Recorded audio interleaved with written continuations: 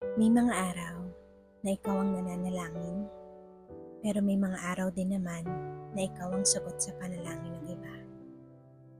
Dear, you could be an answer to someone else's prayer.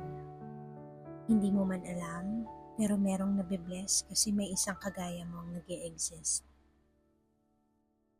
May mga pagkakataong pinagdududahan mo na rin ang pagkatao mo kasi parang wala ka namang naiaambag sa buhay ng iba.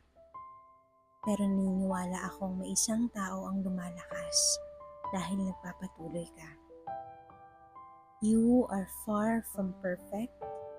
Yes, you are. But you could still be a blessing to many others. You showing up is a big blessing. You loving others is still a big blessing. And you praying for someone is a blessing some are grateful for. Salamat at may kagaya mo. With love and prayers, Noel.